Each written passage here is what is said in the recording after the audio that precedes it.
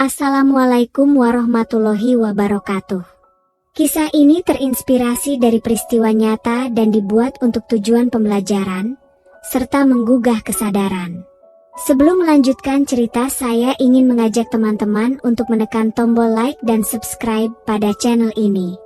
Semoga kita semua selalu diberikan kesehatan, panjang umur, dan kelancaran dalam rezeki. Mari kita mulai ceritanya. Perkenalkan, nama saya Bayu, berusia 30 tahun, dan saya ingin berbagi cerita yang terjadi antara saya dan ibu mertua saya, Ratih, yang berusia 42 tahun. Ini adalah sebuah pengalaman yang tak pernah saya rencanakan sebelumnya, dan semuanya bermula ketika kami sedang dalam perjalanan pulang menggunakan kapal. Lalu, dari mana kami pulang? Ibu mertua saya, Ratih, mengantar adik ipar saya yang baru saja mendapatkan pekerjaan di pulau tempat saya dan istri tinggal. Setelah tinggal bersama kami selama 2 minggu, istri saya meminta saya untuk mengantar ibu mertuanya pulang. Kebetulan saya sedang mengambil cuti tahunan, jadi saya pun setuju untuk mengantarnya.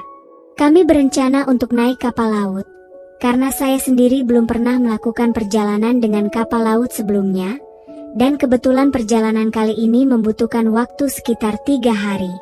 Setelah membeli tiket kapal kelas 1, saya mulai mempersiapkan segala sesuatu untuk keberangkatan kami. Saat tiba di pelabuhan, setelah melewati proses pemeriksaan tiket yang cukup ramai, akhirnya kami berdua naik ke kapal dan menuju kamar kelas 1 yang telah disediakan. Setelah meletakkan barang-barang bawaan kami, saya pun memutuskan untuk berjalan-jalan sejenak di sekitar kapal, sambil menunggu kapal untuk berangkat. Beberapa waktu kemudian, setelah kapal mulai bergerak menjauh dari pelabuhan, saya kembali ke kamar kami. Tentu saja, saya tak tega membiarkan ibu mertua saya sendirian terlalu lama. Saat saya memasuki kamar, ibu mertua saya tersenyum manis saat melihat saya masuk. Senyumnya terasa berbeda dari biasanya, sesuatu yang membuat saya sedikit terkejut. Mungkin karena kami berdua hanya ada di dalam kamar itu. Suasananya sangat tenang, hampir seperti hanya ada kami berdua di dunia ini.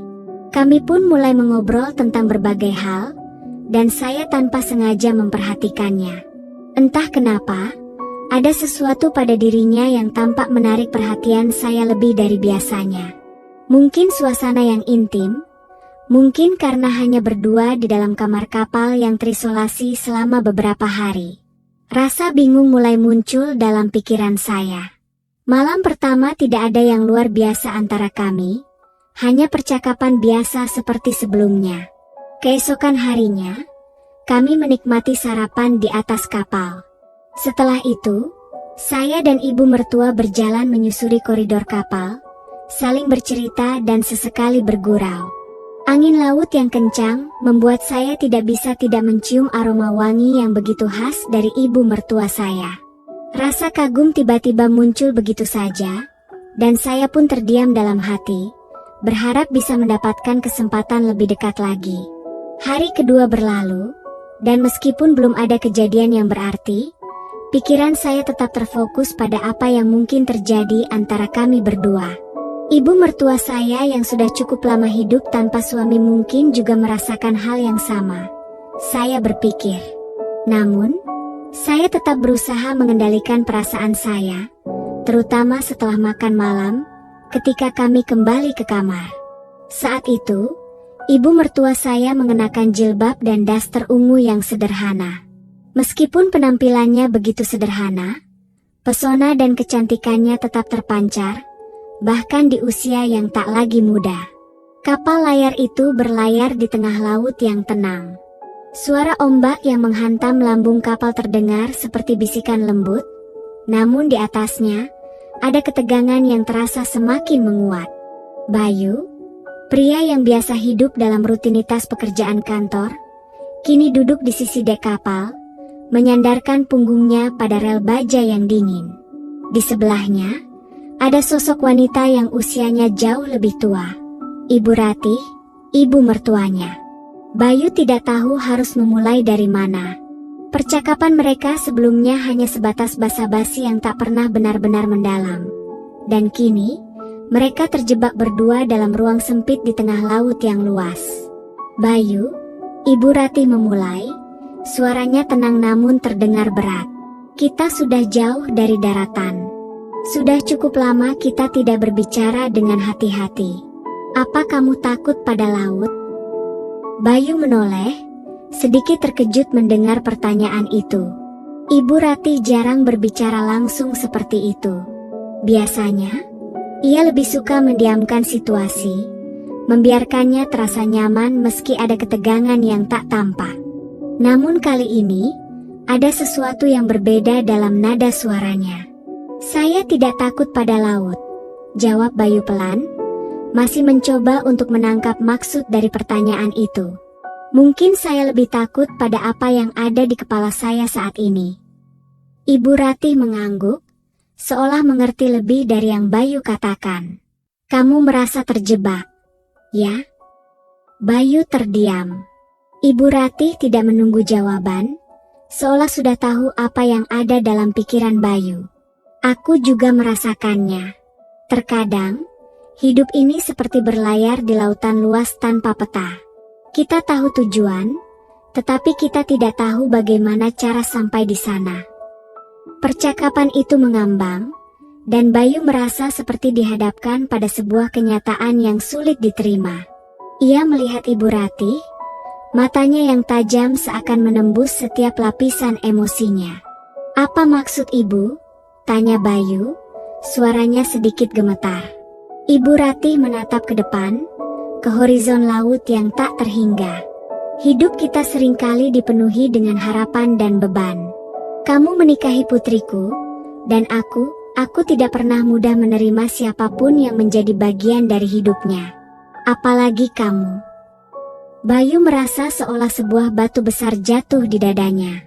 Ia menatap Ibu Ratih, mencoba mencerna apa yang baru saja didengarnya. "Kenapa Ibu bilang begitu?"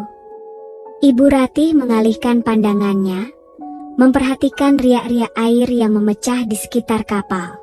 "Kamu bukan hanya menantu bagiku, Bayu. Kamu adalah gambaran dari banyak hal yang belum bisa aku terima. Kadang, aku merasa seperti harus melindungi anakku dari dunia yang keras ini, dan kamu adalah bagian dari dunia itu." Bayu menggigit bibir, merasa perasaan campur aduk di dalam dirinya. Tidak pernah sekalipun Ibu Ratih berbicara sejujur ini. Biasanya, setiap interaksi mereka penuh dengan kerumitan yang tak terucapkan. "Apa Ibu tidak percaya padaku?" Bayu akhirnya bertanya, sedikit menahan amarah yang mulai tumbuh. Ibu Ratih tersenyum tipis. "Bukan itu, Bayu. Aku tidak percaya pada dunia ini. Aku tidak percaya pada janji-janji manis, pada harapan-harapan yang tak pernah bisa kita pegang. Aku hanya ingin anakku bahagia, tapi aku takut dia akan terluka. Dan itu membuatku takut padamu." Suasana menjadi hening, hanya ada suara kapal yang melaju dan desir angin yang berhembus. Bayu menatap tangan Ibu Ratih yang memegang tepi dek dengan erat. Dia merasa ada keretakan dalam hubungan mereka, tetapi ia tidak tahu bagaimana cara mengatasinya. "Apa yang harus saya lakukan, Ibu?" Bayu bertanya, suaranya lebih rendah kali ini, seakan mengerti bahwa ini adalah momen yang penting. Ibu Ratih menatapnya lama, seolah menilai setiap kata yang akan diucapkan. "Kamu tidak bisa mengubah dunia, Bayu, tapi kamu bisa mengubah cara kamu melihatnya. Dan lebih penting lagi, kamu bisa memberitahu aku bahwa kamu benar-benar ingin melindungi putriku. Itu yang aku butuhkan. Bukannya janji kosong, tapi sebuah bukti." Bayu merasakan kata-kata itu menyentuhnya lebih dalam dari yang ia kira. Ia tahu bahwa hubungan mereka masih muda, dan banyak hal yang harus mereka atasi bersama. Namun, di atas kapal ini, dalam kesunyian laut yang luas, ia merasa semakin terikat pada Ibu Ratih. Mereka berdua mungkin tak akan pernah sepenuhnya memahami satu sama lain, Tetapi ia tahu satu hal, mereka membutuhkan satu sama lain untuk bisa terus melangkah. Bayu memutuskan untuk berbicara lebih lanjut. Ia merasa bahwa ini adalah kesempatan langka untuk benar-benar memahami Ibu Ratih. Ibu, apakah ada sesuatu yang membuat Ibu merasa seperti ini tentang saya? Tentang pernikahan kami? Ibu Ratih menarik napas panjang, dan untuk pertama kalinya Bayu melihat ada kelembutan dalam tatapannya. Aku bukan hanya ibu dari istrimu, Bayu. Aku seorang wanita yang juga pernah menikah, yang pernah mengalami kegagalan. Aku tahu betul apa artinya kehilangan harapan.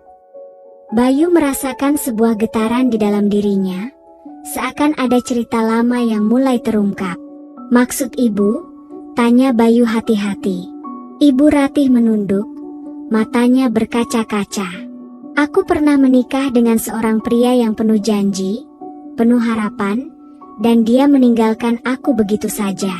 Aku hidup dalam ketidakpastian, dan akhirnya aku merasakan pahitnya kegagalan itu.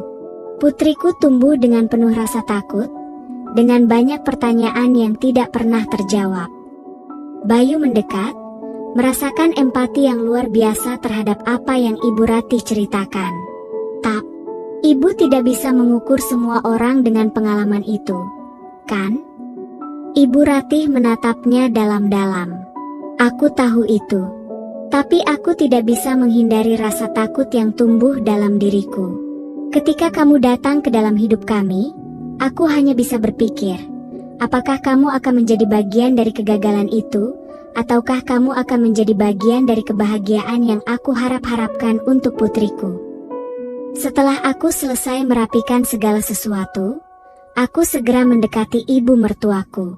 Tanpa menunggu izin atau kata-kata apapun, aku langsung mengajaknya berbincang lagi dan aku menikmatinya karena itu adalah waktu kebersamaan yang berharga. Karena waktu kami terbatas, aku mulai bergerak lebih cepat. Mas, Ibu tidak akan pernah bisa melupakanmu, bisik ibu mertuaku dengan suara pelan, namun penuh makna. Iya, Bu, Bayu juga merasa sama, jawabku sambil tersenyum, mencoba mengungkapkan perasaan yang sama. Kami berdua semakin tenggelam dalam permainan. Saat itu, pengumuman dari ABK terdengar, memberitahu kami bahwa kapal akan segera bersandar di pelabuhan dalam waktu setengah jam. Kami pun langsung bergegas, mempersiapkan diri untuk turun dari kapal, memastikan tidak ada barang yang tertinggal. Namun, meskipun semuanya akan segera berakhir, aku merasa bahwa kamar kapal ini akan selalu menyimpan kenangan indah kami berdua. Tempat ini adalah saksi bisu dari semua momen kami. Saat kapal akhirnya bersandar di pelabuhan, kami berbaur dengan penumpang lainnya, bersiap untuk meninggalkan kapal dan melanjutkan perjalanan masing-masing. Namun, apakah kenangan itu akan berakhir begitu saja? Tentu saja tidak. Aku memutuskan untuk tidak langsung pulang, tetapi untuk beristirahat sejenak di rumah ibu mertuaku selama 3 hari.